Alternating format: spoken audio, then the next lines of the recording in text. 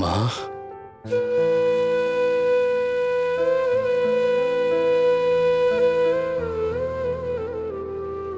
மாமாவும் அத்தையும் ஜீவா யாரு எங்க இருக்கான்னு நாலா பக்கமும் தேடிட்டு இருக்காங்கம்மா. அதை பார்க்கும் போதும் கேட்கும் போதும் குற்ற உணர்ச்சியா இருக்குமா. நான் எப்போ உன்னோட பையனு அத்தைகிட்டையும் மாமா கிட்டையும் சொல்ல போறேன்னு தெரியலம்மா. முதல்ல உன் முகம் எப்படி இருக்கும் அதை பார்க்கணும்னு ஆசையா இருந்துச்சு. உன் போட்டோ கிடைச்சது. அதுக்கப்புறம்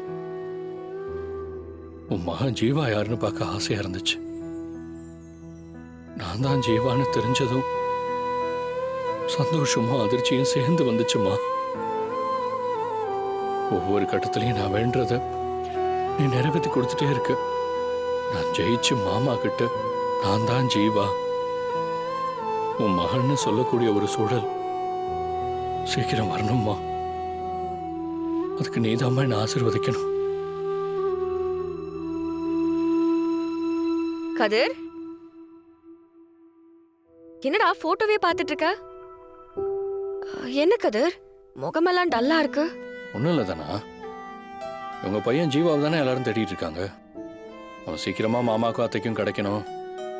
இந்த ஜீவாவுக்கு புவனாவால் ஏதாவது ஆபத்து வந்துருமோன்னு மாமா ரொம்ப பயப்படுறார்.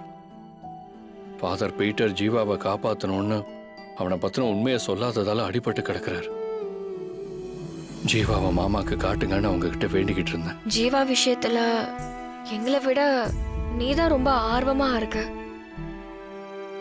ஜீவா கிடைச்சிட்டா எங்க அப்பா அம்மா சந்தோஷமாயிருவாங்க, பிரச்சனை எல்லாம் தீந்துரும்னு நீ ஆசைப்படுறன்னு எனக்கு தெரியுது. கரெக்டா? கரெக்டா சொன்னதானா? உங்க எல்லாருக்கும் ஜீவா எப்படி இருப்பான், இவனா இருப்பானா அவனா இருப்பானான்னு ஒரே குழப்பமா இருக்குல்ல? உனக்கு குழப்பமா இல்ல? எனக்கு ஜீவா எப்படி இருப்பான்னு தெரியுமே.